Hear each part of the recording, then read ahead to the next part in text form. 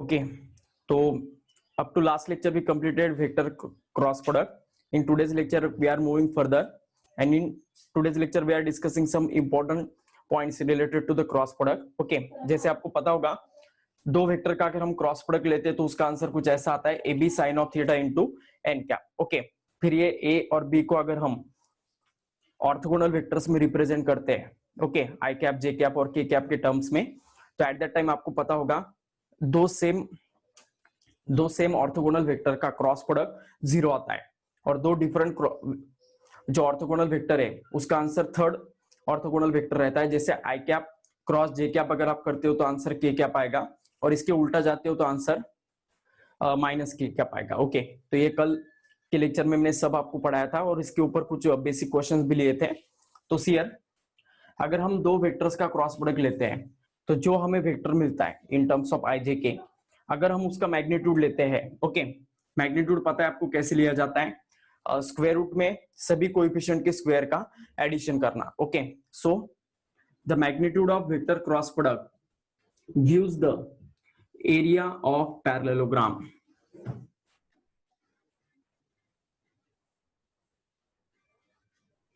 Okay, मतलब ये जो दो वेक्टर्स एक पैरेललोग्राम सबटेंड करने वाले हैं ना, उसका एरिया आपको मिल जाएगा. Okay, if you find the magnitude of A dash cross, मतलब vector A cross vector B, at that time it gives the area of parallelogram. मतलब ये वेक्टर सपोज देखो आप ए ऐसा है, ये वेक्टर बी कुछ ऐसा है, तो इसका अगर हमें पैरेललोग्राम ड्रॉ करना है तो इसका एक इक्वल वेक्टर आपको यहाँ पर ड्रॉ करना पड़ेगा और इसका इक्वल वेक्टर यहाँ पर करना पड़ेगा. तो ये जो पैरेललोग्राम नजर आ रहा है इसका आपको पूरा एरिया मिल जाएगा. Okay, if you find the magnitude of vector cross product. Okay, vector cross product से जो वेक्टर मिलेगा उसका अगर हम मैग्नीट्यूड फाइंड आउट करते हैं तो एट दैट टाइम आपको एरिया ऑफ पैरेललोग्राम मिलने वाला है. Okay, so this is the first important point. अब सेकंड पॉइंट है इसके जैसे ये, अगर इस मैग्नीट्यूड को हम 2 से डिवाइड करते हैं, ओके, मतलब magnitude of vector A cross magnitude of vector B divided by 2, then it gives the area of triangle. Okay, मतलब ये जो दो वेक्टर्स हैं इनके बीच जो एंगल रहेगा, ट्रायंगल रहेगा. ओके, सपोज ये बी है ये ए है, तो इनके बीच जो ट्रायंगल रहेगा इसका एरिया आपको मिल जाएगा अगर आप यहाँ पर मतलब वेक्टर क्रॉस प्रोडक्ट के मैग्नीट्यूड को 2 से डिवाइड करते हो तो. Okay, so it gives the area of triangle. Okay, तो लिख लीजिएगा इसे, ये भी हमें कैलकुलेशन में आ जाएगा. क्रॉस प्रोडक्ट के हम इंपॉर्टेंट कैरेक्टरिस्टिक्स देख रहे हैं.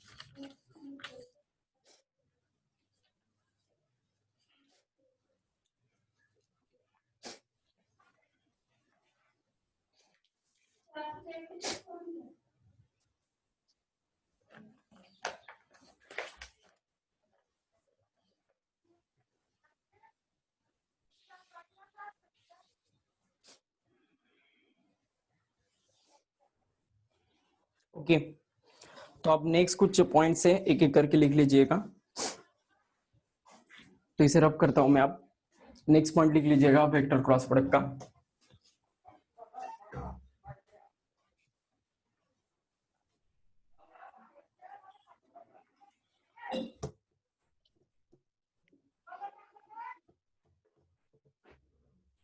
तो जैसे आपको पता होगा लास्ट लेक्चर मैंने आपको बताया था कि अगर हम दो वेक्टर्स का क्रॉस प्रोडक्ट लेते हैं तो जो रिजल्टेंट वेक्टर हमें मिलता है, ओके, तो जो रिजल्टेंट वेक्टर हमें मिलेगा वो इन दोनों भी वेक्टर्स को परपेंडिकुलर रहता है. ओके, मतलब ये वेक्टर ए है, ये वेक्टर बी है, और ये उनका रिजल्टेंट है. Okay, this is the resultant vector of this A and B. तो एट दैट टाइम ये रिजल्टेंट आइदर ऊपर भी हो सकता है और नीचे भी हो सकता है. इसके लिए आपको right hand thumb rule use करना पड़ेगा. Okay, right hand thumb rule आपने 10th स्टैंडर्ड में स्टडी किया है. ओके, तो बहुत अच्छे से कंसेप्ट याद रखिएगा. ये this is the one of the important concept of cross product. Okay, direction wise ये कंसेप्ट है. अगर आप वेक्टर ए का क्रॉस प्रोडक्ट वेक्टर बी के साथ ले रहे हो तो आप ए टू बी जा रहे हो. ओके, इस वाइज आपका मूवमेंट कुछ इस वाइज है वेक्टर्स में. ओके, तो इसे अगर आप आपके फिंगर्स के हिसाब से अगर रोल करते हो तो ये हमारे कर्ड फिंगर्स इंडिकेट करते हैं कि आप ए से बी की ओर जा रहे हैं. तो एट दैट टाइम ये रिजल्टेंट का डायरेक्शन ऊपर रहेगा. ओके, अगर आप B2A जा रहे हो तो एट द टाइम आपको ये लॉ मतलब रिवर्स डायरेक्शन में अप्लाई करना पड़ेगा, एट द टाइम रिजल्टेंट नीचे रहेगा। मतलब vector A cross vector B किया तो आंसर आर क्या पाएगा, वेक्टर आर आएगा। ओके, लेकिन अगर हम vector B cross vector A करते हैं तो इसका आंसर अलग आता है। ओके, जैसे आपको पता होगा 2+3 या 3+2 दोनों का आंसर सेम आता है क्योंकि वो स्केलर है। लेकिन यहाँ पर वेक्टर में ऐसे नहीं होगा, वेक्टर का जो क्रॉस प्रोडक्ट है it doesn't obeys the commutative law. Okay, commutative law ये सबसे पहला लॉ होता है, vector cross product does not obeys the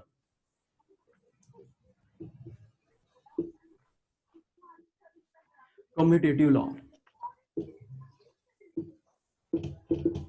तो कम्यूटेटिव लॉ क्या होता है, देखो अब vector A cross vector B is not equal to vector B. कुठं पप्पा तुला वरती ठेवा सांगितलंय ना, मग ठेव ना मग। ए क्रॉस बी करते हम तो आंसर अलग आएगा, बी क्रॉस ए करते तो आंसर अलग आएगा। ओके, जैसे यहाँ पर हम ए क्रॉस बी कर रहे हैं तो रिजल्टेंट ऊपर आ रहा है। अगर हम बी क्रॉस ए करते हैं, ओके सपोज ये बी है और ये ए है। ओके, अब अगर हम बी क्रॉस ए करते हैं तो आपको इस डायरेक्शन में आना पड़ेगा। ओके, तो एट दैट टाइम देखो आपको राइट हैंड थंब रूल कुछ इस वे से अप्लाई करना पड़ेगा। ओके, तो इस कारण रिजल्टेंट नीचे की डायरेक्शन में आएगा। ओके, नो डाउट इस रिजल्टेंट का मैग्नीट्यूड सेम होता है, ये आर और ये आर, इन दोनों में कुछ फर्क नहीं है, सिर्फ एक ही फर्क है, this resultant having same magnitude but opposite direction. Okay, मतलब vector A cross vector B अगर हम करते तो जो रिजल्टेंट मिलेगा वो, और इस कंडीशन में जो रिजल्टेंट मिलेगा, दोनों में सिर्फ एक ही फर्क रहेगा डायरेक्शन का, उनका डायरेक्शन अपोजिट रहेगा, एक का अगर ऊपर है तो दूसरे का नीचे रहेगा। Okay, so this is the concept related to the resultant of two vectors. Okay, is it okay and clear to all of you? समझ में आ गया सभी को? रिपीट करना है? ठीक है, रिपीट करता हूं मैं।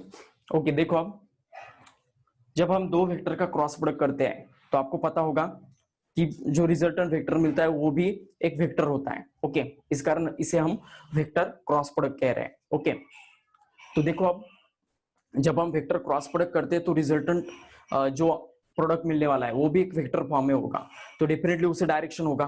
ओके, और उसका डायरेक्शन इन दो वेक्टर्स के अकॉर्डिंग कैसा रहेगा वो हम यहाँ पर बता रहे हैं। तो आपको जैसे पता होगा दो वेक्टर्स को अगर हम क्रॉस प्रोडक्ट करते हैं तो जो रिजल्टेंट ऑब्टेन होता है वो वेक्टर बी और वेक्टर ए दोनों को भी परपेंडिकुलर होता है। Okay, this resultant vector is perpendicular to the both the vectors, vector A as well as vector B. Okay, तो ये रिजल्टेंट का आंसर एक तो मतलब ऊपर भी रह सकता है ये रिजल्टेंट वेक्टर, या फिर नीचे भी रह सकता है। इस कंडीशन में भी ये दोनों को परपेंडिकुलर है और इस कंडीशन में भी ये दोनों को परपेंडिकुलर है। तो इसका आंसर कब ऊपर रखना और कब नीचे रखना, इसके लिए आपको right hand thumb rule use करना पड़ेगा। ओके, मतलब आप ए टू बी जा रहे हो, ए टू बी इस डायरेक्शन में अगर जा रहे हो आप तो एट दैट टाइम रिजल्टेंट ऊपर रहेगा। ओके, अगर आप बी टू ए जा रहे हो मतलब आप उल्टे डायरेक्शन में जा रहे हो, क्लॉकवाइज जा रहे हो आप, ओके, तो एट दैट टाइम आपको आपका रिजल्टेंट नीचे रहेगा। तो इस वाइज ये डायरेक्शन का कंसेप्ट रहता है। मतलब आप vector A cross vector B करते हो तो इसका आंसर अलग आएगा, और vector B cross vector A करते हो तो इसका आंसर अलग आएगा। अलग मतलब मैग्नीट्यूड तो सेम होगा, सिर्फ इसका डायरेक्शन अलग आएगा। मतलब यहाँ पर एक एग्जांपल देता हूं, जैसे यहाँ पर कुछ अगर I cap plus 2j cap minus 3k cap अगर ऐसा वेक्टर मिला है, vector A cross vector B, तो vector B cross vector A जब करेंगे हम तो इसका आंसर क्या आएगा, minus I cap minus 2j cap plus 3k cap. Okay, सिर्फ इतना ही फर्क होगा, सिर्फ डायरेक्शन का, मैग्नीट्यूड तो सेम रहेगा 1 2 3 1 2 3, सिर्फ डायरेक्शन देखो, ये प्लस है तो यहाँ पर माइनस है, ये प्लस है तो माइनस है, और ये माइनस है तो यहाँ पर प्लस है, सिर्फ इतना ही फर्क रहेगा। तो लिख लीजिएगा इस पॉइंट को अच्छे से, the resultant obtained after cross product, the resultant obtained after cross product of two vectors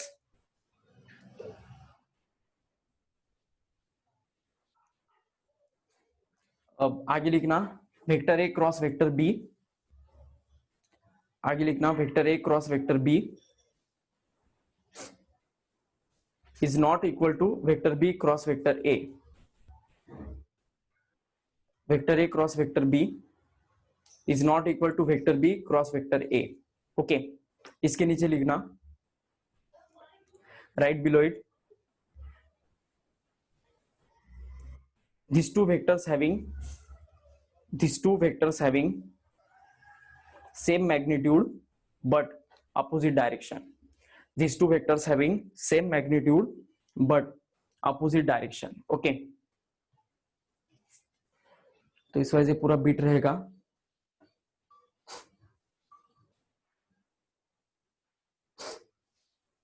okay, statement repeat करना है, मतलब सिर्फ इतना ही लिखो कि जब क्रॉस प्रोडक्ट करते हैं हम vector A cross vector B और vector B cross vector A, तो इन दोनों का आंसर अलग अलग आता है। मतलब मैग्नीट्यूड वाइज तो सेम रहता है लेकिन डायरेक्शन वाइज अपोजिट रहता है। Okay, only remember this thing. ठीक है, तो ये क्रॉस प्रोडक्ट का इंपॉर्टेंट पॉइंट हुआ यहाँ पर। Okay, vector cross product does not obeys the commutative law. Okay,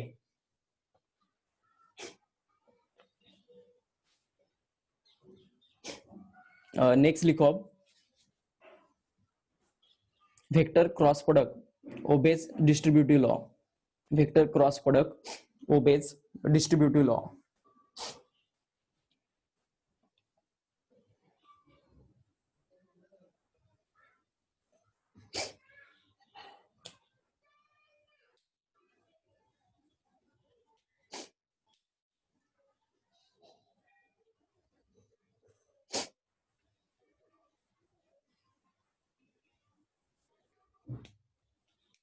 ठीक है, next line right, vector cross product obeys distributive law. अब डिस्ट्रीब्यूटिव लॉ क्या होता है देखो, अब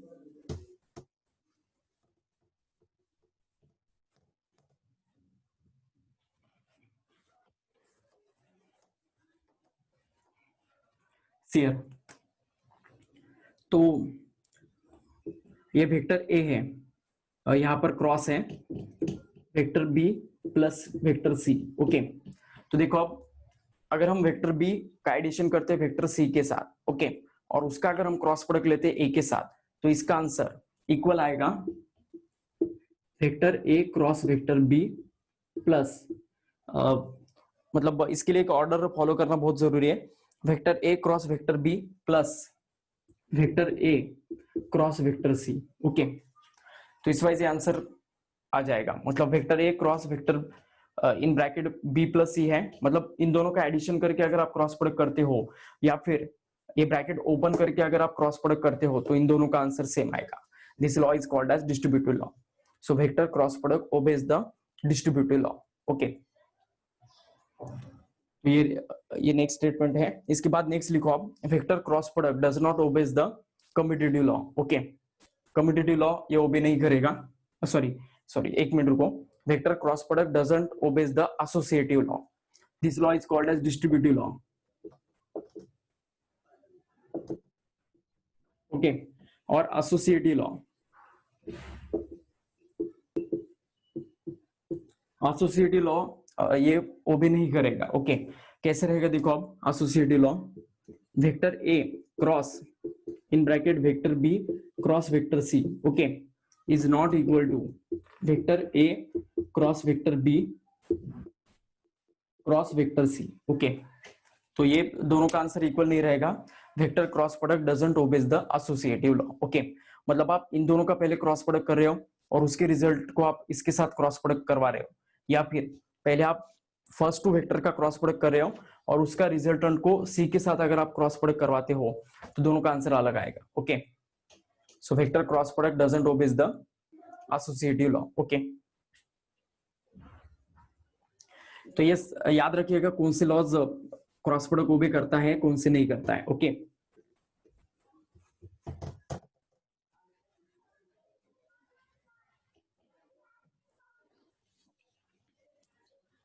in next line write,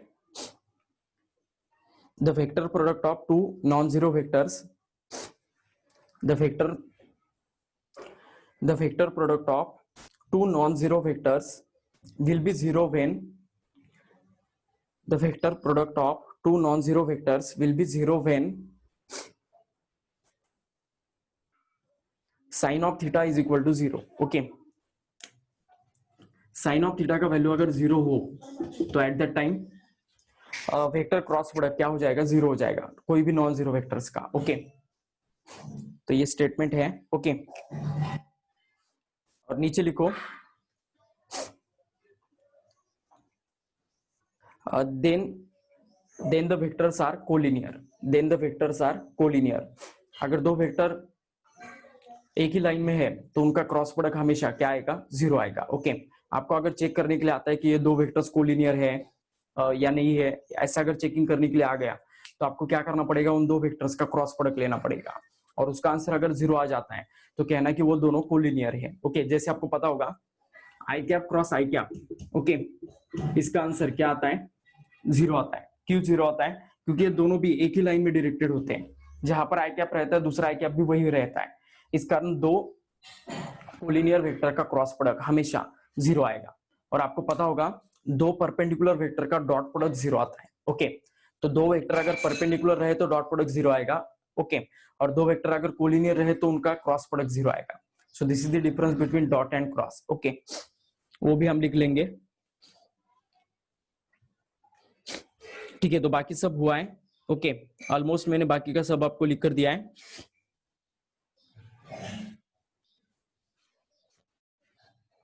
in next line right, next एक important point लिख लीजिएगा इसे, if vector A vector B and vector C, if vector A vector B and vector C are coplanar, then vector A vector B और vector C अगर ये coplanar है, coplanar मतलब एक ही प्लेन में अगर है, तो ये टाइप में मैंने आपको लिख कर दिया था, if vector A vector B and vector C are coplanar then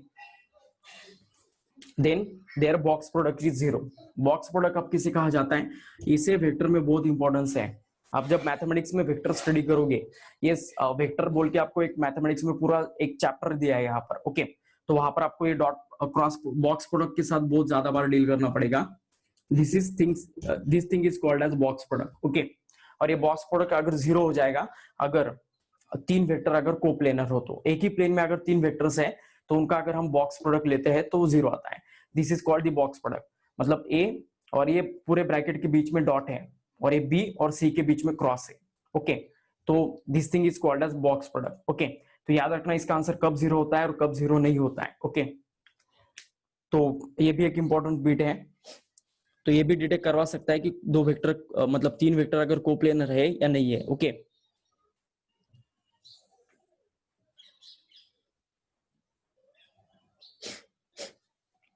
okay, तो बस इतना ये बिट है।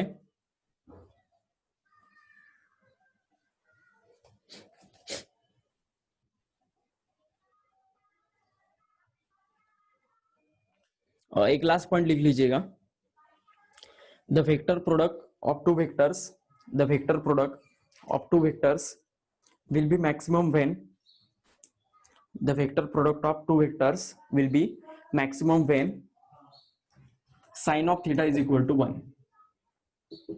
ओके, मिनिमम कब होगा, जब sin थीटा का वैल्यू 0 होगा, और मैक्सिमम कब होगा, जब sin थीटा का वैल्यू 1 होगा। मतलब थीटा का वैल्यू कितना चाहिए, 90 डिग्री। ओके, तो वेक्टर क्रॉस प्रोडक्ट 90 में मैक्सिमम होगा और 0 में मिनिमम होगा। ओके,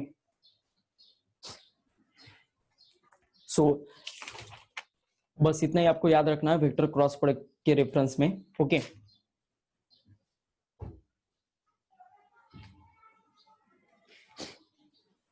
ओके, तो अब यहाँ पर हमारा क्रॉस प्रोडक्ट पूरा खत्म हो जाता है। Okay, all these things related to cross products are over now. Okay, अभी हमें डॉट प्रोडक्ट के जैसे डॉट प्रोडक्ट के लिए भी ऐसे कुछ लिखना है। ओके, डॉट प्रोडक्ट के भी ये पॉइंट्स मिस हो गए थे, तो इसे लिख लो आप। नेक्स्ट हेडिंग दो डॉट प्रोडक्ट।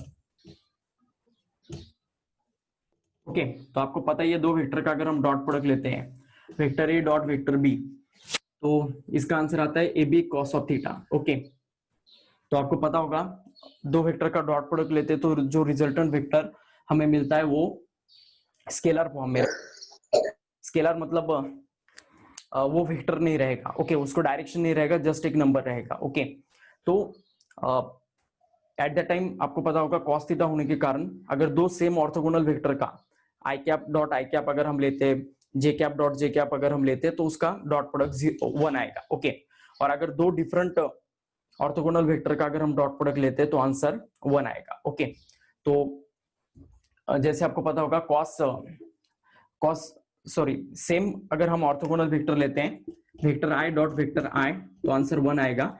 और अगर हम कोई भी दो डिफरेंट ऑर्थोगोनल वेक्टर लेते हैं तो आंसर ऑलवेज क्या आएगा, 0 आएगा। Okay, always remember this thing. तो ये रहेगा बेसिक ऑफ डॉट प्रोडक्ट। अब ये कौन से लॉज फॉलो करता है और कौन से नहीं करता वो लिख लीजिएगा। Dot product obeys the commutative law, ये कम्यूटेटिव लॉ ओबे करता है, मतलब vector A dot vector B करो या फिर vector B dot vector A करो, इसका आंसर एक ही आएगा। Okay, so vector dot product obeys the commutative law, मतलब इन दोनों का भी आंसर सेम आएगा। Okay, it also obeys the associative law. Okay, ये एसोसिएटिव लॉ भी ओबे करेगा।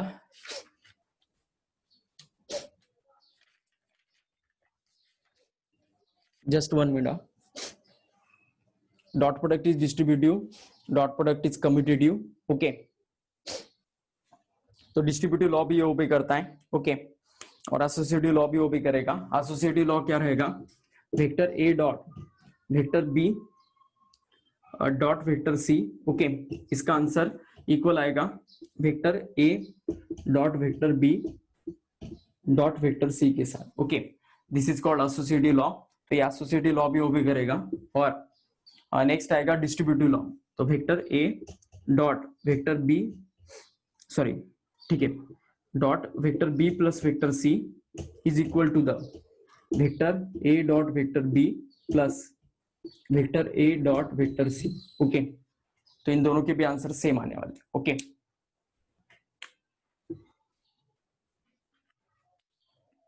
so is it clear to all of you?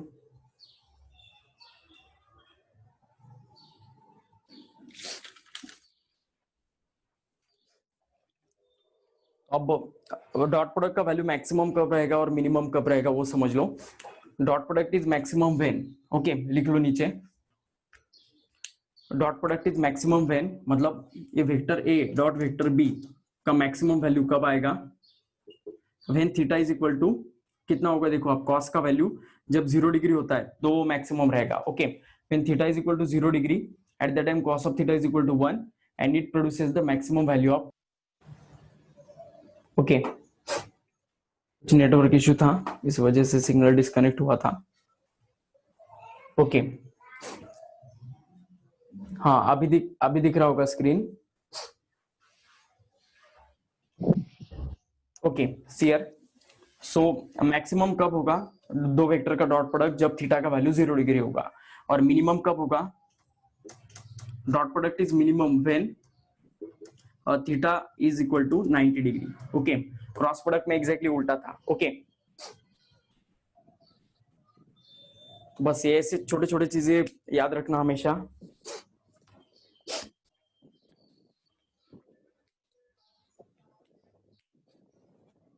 तो ठीक है, बाकी कुछ इंपॉर्टेंट नहीं है इतना।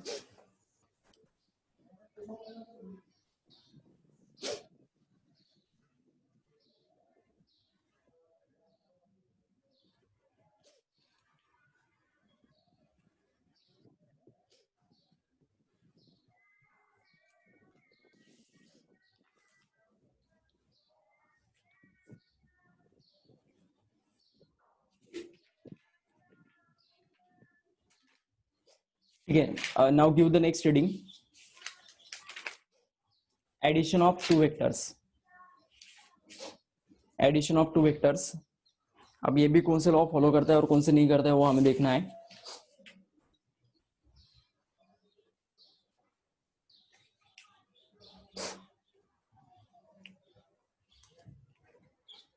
एडिशन ऑफ टू वेक्टर्स लिख लीजिएगा।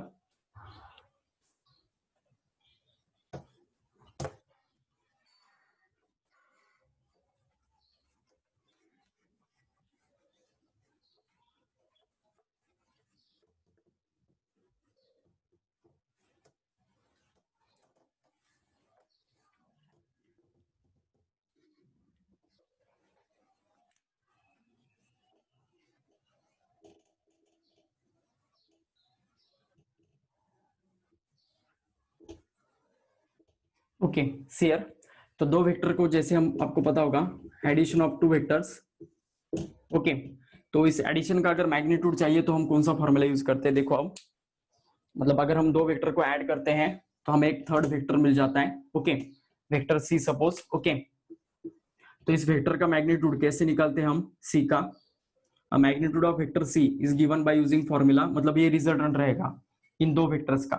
तो इस कारण इसका मैग्नीट्यूड हम अंडर रूट में, सपोज ये ए बी है तो अंडर रूट में A square plus B square plus 2ab cos of theta आएगा। ओके, और इसका डायरेक्शन कैसे निकालते हैं हम, सपोज ये वेक्टर ए है, ये वेक्टर बी है, तो इनका रिजल्टेंट यहाँ पर रहेगा सी डैश। ओके, ये वेक्टर ए, ये वेक्टर बी, तो इसके बीच अगर एंगल अल्फा है, ओके, रिजल्टेंट वेक्टर और वेक्टर ए के बीच में, ओके, तो एट दैट टाइम इसका एंगल हम कैसे निकालते हैं, tan of alpha is equal to Q sine theta upon, sorry Q की जगह यहाँ पर बी है, सॉरी ए के साथ हम एंगल ले रहे तो यहाँ पर ए आएगा, तो बी साइन थीटा अपॉन ए प्लस बी कॉस थीटा, तो ये रहेगा फॉर्मूला। ओके, ये एंगल अगर ए के साथ है तो ए यहाँ पर आएगा, और ये एंगल अगर हम रिजल्टेंट का बी के साथ फाइंड आउट करते हैं तो यहाँ पर ए आएगा और यहाँ पर बी आएगा। Okay, only this thing will change.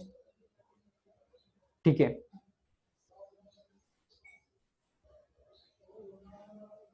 ठीक है, मैं यूट्यूब पर अपलोड करूंगा, एक बार देखो थोड़ा स्क्रीन क्लियर हो जाएगा। आज वो थोड़ा क्लाउडी क्लाइमेट होने के कारण थोड़ा सिग्नल में प्रॉब्लम आ रहा होगा, एक बार चेक करो। ओके, तो वेक्टर एडिशन आप कौन से लॉस फॉलो करता है और कौन से नहीं करता है वो लिख लो आप जल्दी से। Vector addition obeys the commutative law. Okay, vector addition commutative law obey करता है। Vector A plus vector B is equal to vector B plus vector A. Okay, so vector addition obeys the commutative law.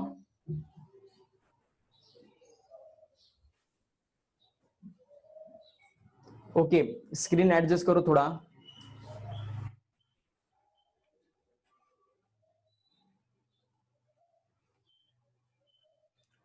Okay, तो पहला point लिख लीजिएगा vector addition का। ठीक है, आपको आवाज तो भी आ रहा है ना, आवाज से आप लिख लो। ठीक है, यूट्यूब पर मैं अपलोड करता हूं, लेकिन आप जितना हो सके उतना लिख लो। Vector addition obeys the commutative law. Vector A plus vector B is equal to vector B plus vector A.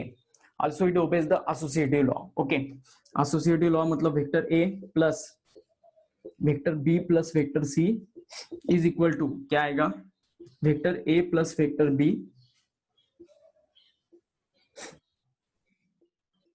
Plus vector C. Okay, so vector addition obeys the associative law. Next लिखो अब,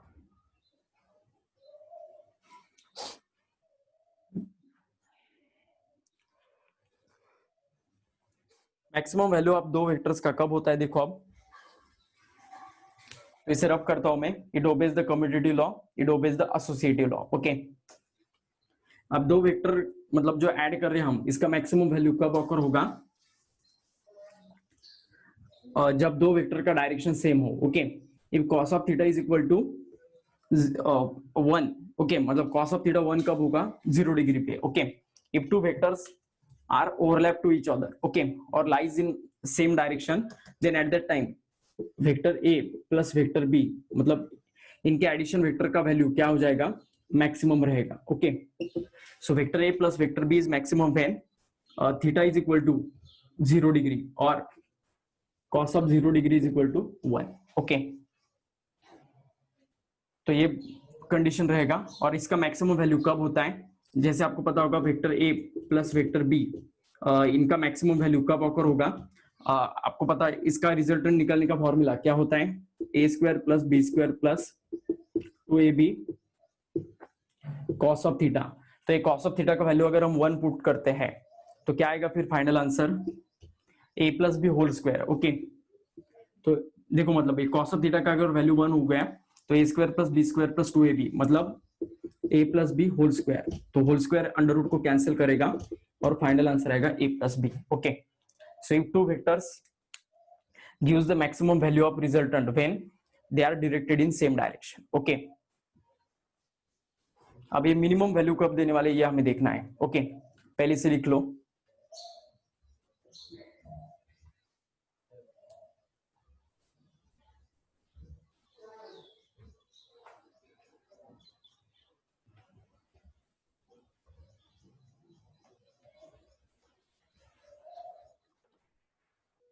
इसे लिख लो अच्छे से पहले।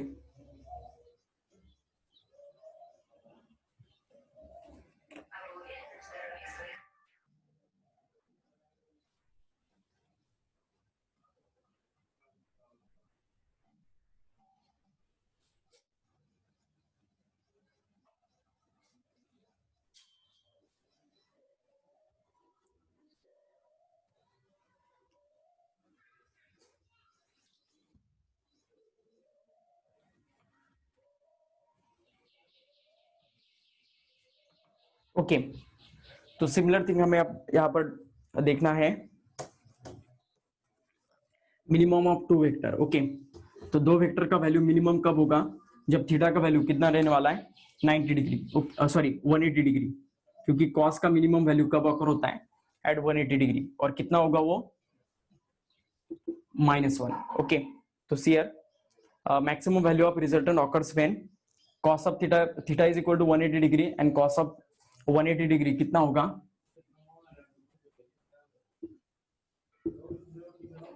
-1। Okay, तो ये -1 अगर यहाँ पर सब्स्टिट्यूट करते हैं हम, तो क्या मिलेगा, a square plus B square minus 2ab, that is a minus B whole square. Okay, और फिर इसका आंसर आएगा a minus B. Okay, so minimum value of two vectors, vector a plus vector b, इसका minimum value कब occur होगा, when theta is equal to 180 degree and cos 180 -1, so like that ये answer आ जाएगा। Okay, so is it okay and clear to all of you. इसके ऊपर मैंने एक क्वेश्चन भी लिया था, maximum value of resultant and minimum value of resultant. Okay, याद आ रहा है आपको।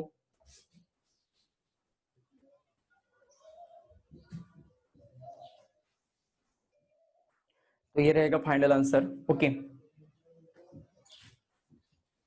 तो इसके बाद देखो, अब एक इंपॉर्टेंट थिंग हमें यहाँ पर डिस्कस करना है,